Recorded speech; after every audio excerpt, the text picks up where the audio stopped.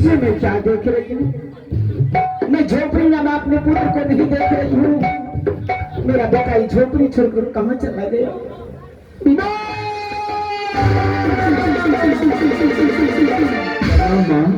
खुश रहो। हाँ माँ। बेटा, हाँ। तुम ये झोपड़ी छोड़कर जंगल में कहाँ चला गया था?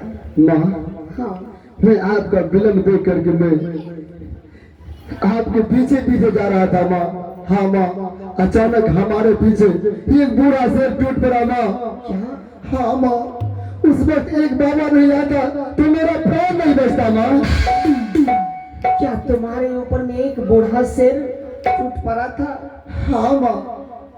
अगर आज वो बाबा नहीं रहता तो तुम्हारा जीवन नहीं बचता। नहीं बचता माँ। लेकिन बेटा, लेकिन क्या माँ? इसलिए मैं तुम्हें बार बार समझाती हूँ, अकेला तुम जंगल घूमने के लिए नहीं जाओ। इस जंगल में बहुत सा जानवर रहते हैं। हाँ माँ। लेकिन बेटा, लेकिन क्या माँ? जिस बाबा ने तुम्हारा जान बचाया, क्या उस बाबा को तुमने साथ में लाए हो? हाँ माँ, जिन बाबा ने हमारे प्राण को बचाए हैं उन्हें मैं अपने साथ में अपना झोपड़ी तक लाया हूँ माँ। मुझे दिखाओ बेटा एक बार। मैं बुला रहा हूँ माँ। मुझे दिखाओ बाबा कहाँ? बाबा कहाँ है बाबा? आइए ना बाबा।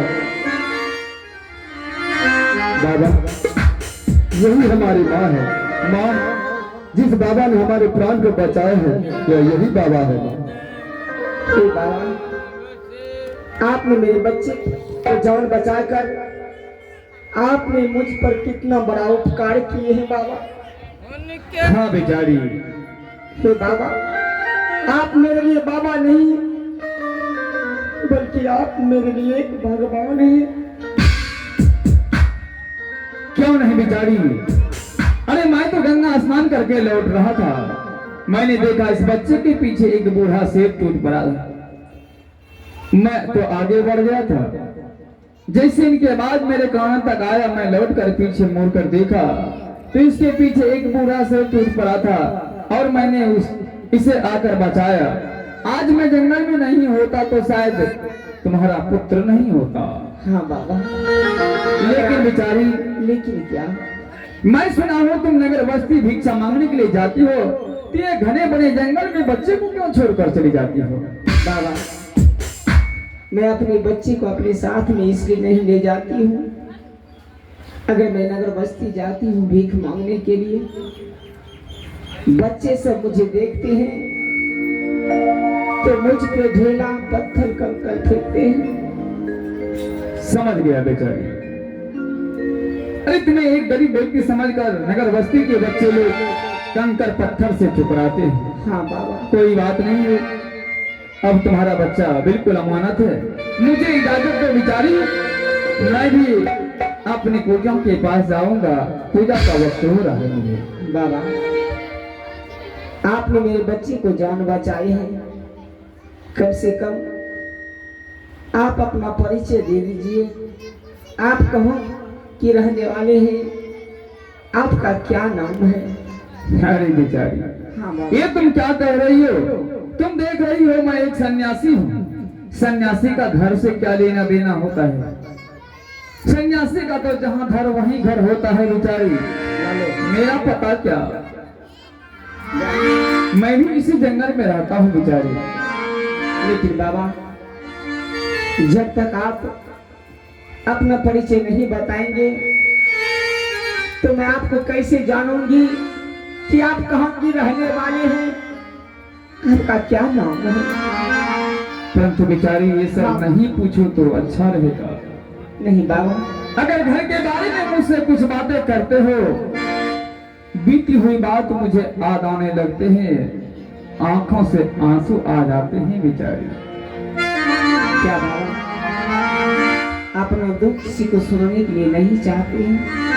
बहुत दुख भरी कहानी है बेचारी। बाबा क्या सुनाऊं मैं तुम्हें?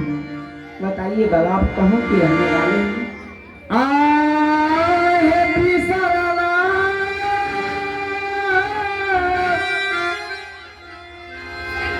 बात या बेचारी है, आहे गोरी याद हई आवई जंगल शिवा गोरी याद आवई बेचारी है माता पूछा आई जाना है जनिया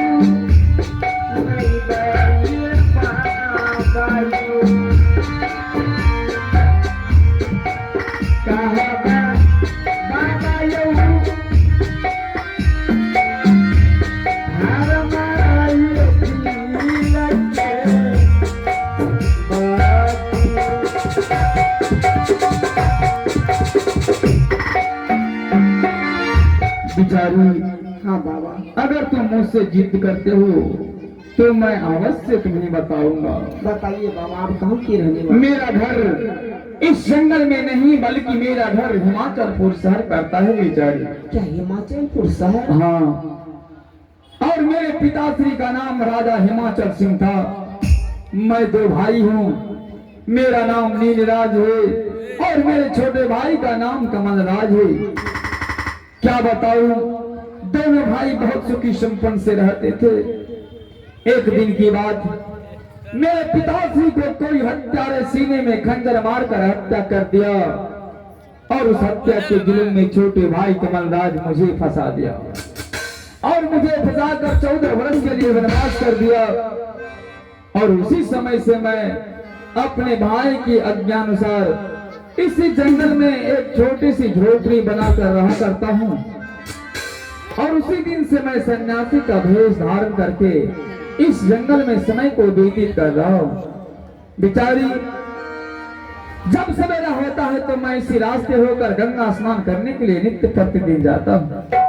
परंतु आज मुझे इस जंगल में 14 वर्ष बीत चुका है, लेकिन कभी तुम जैसे बेचारी को, एक औरत को इस जंगल में नहीं देखा।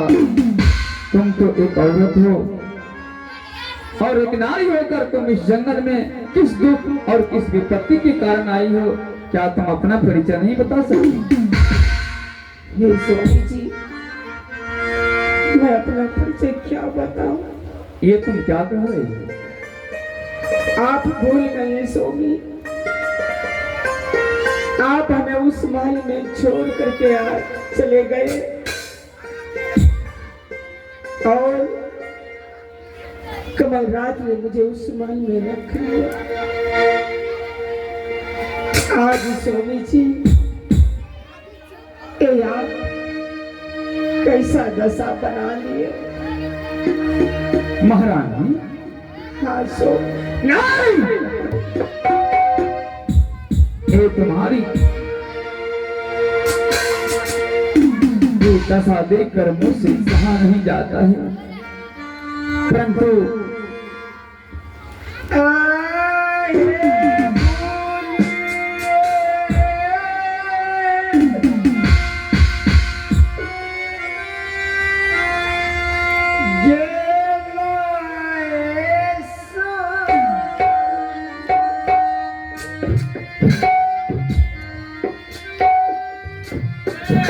नहीं भगवान, मत रहो।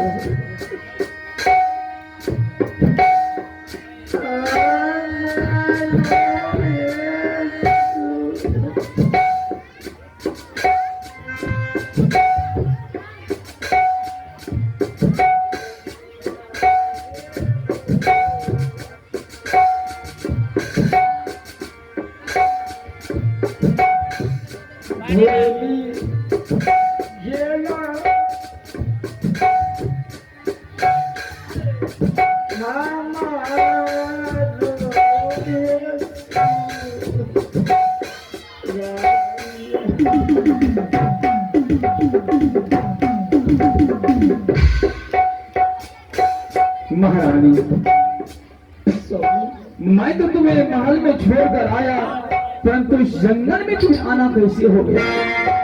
हे स्वामी, आप हमें महल में छोड़ करके आए, लेकिन आप जानते थे कि मैं उस महल में एक बच्ची की मां बनने वाली थी। ये बात कमलराज को मालूम चल गया। कमलराज ने मुझ पे झूठा इल्जाम लगा दिया।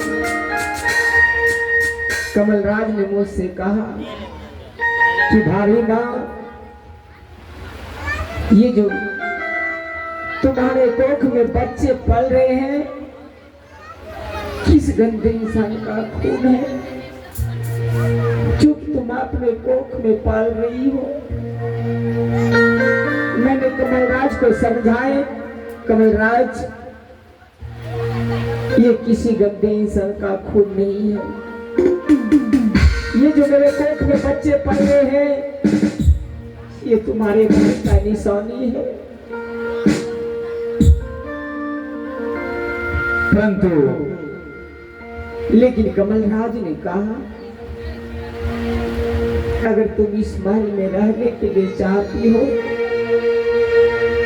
ये जो तुम्हारे कोख में बच्चे पल रहे हैं, इसे तुम्हें मारना होगा। क्या तुम्हारे गर्भ में पल रहे बच्चे को कमलराज ने गंदा साबित कर दिया? हाँ स्वामी। श्री भगवान, भाई कमल, अरे जैसा सलूक तूने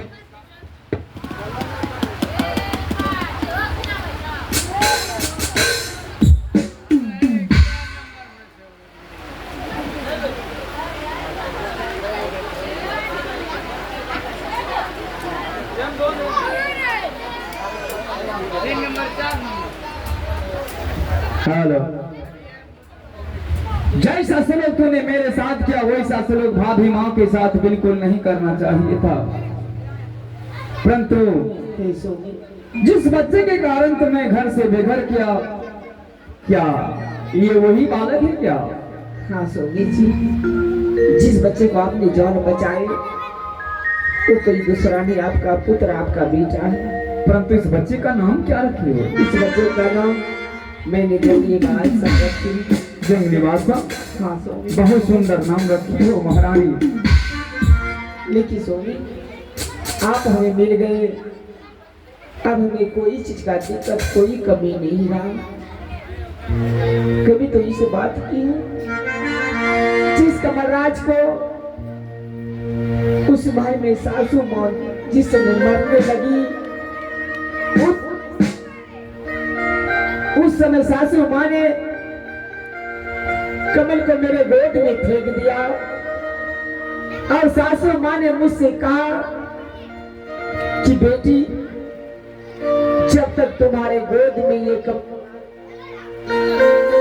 कमलराज रहेंगे, तब तक तुम अपने कोख से एक भी बच्चा नहीं जन्म देना। आज हम लोग को 14 बरस बीत रहे हैं। आज याद आ रहे हैं उस कमलराज की।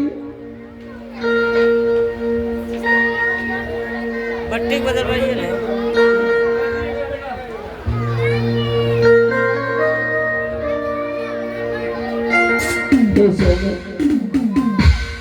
याद आ रही उस कमलराज की, जिस कमलराज को मैंने एक बचपन से उस मन में पोसा पाला। अपना देवर नहीं, बल्कि अपना पुत्र समझ के उस मन में उसे पोसा। आज उसका याद आ रही। चलिए स्वामी, एक नजर हम लोग यहाँ से चलते हैं हिमाचलपुर शहर। हिमाचलपुर शहर में जाकर एक नजर कमलराज को देख लेंगे, फिर हम लोग जंगल वापस परिवार चले आएंगे। माँ, हाँ बेटा।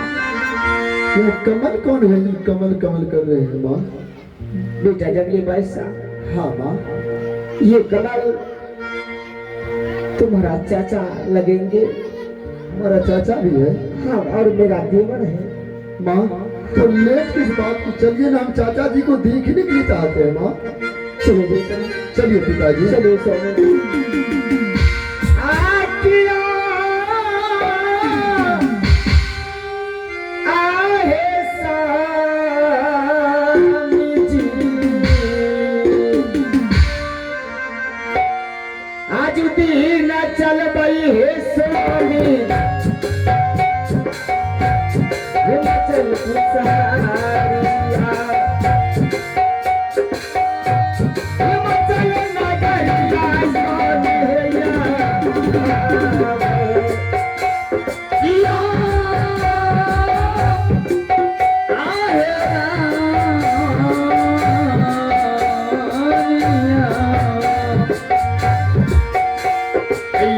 तू दीन चल रही है रानी, हिमाचल नगरिया, हिमाचल नगरिया है राजू,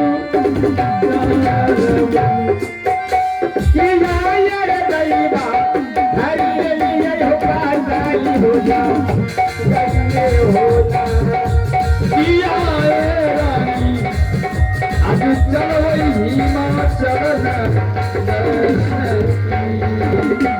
आगे क्या कहानियां हो भैया दे, देखी हाथरिया जाने, जाने देखी हाथरी,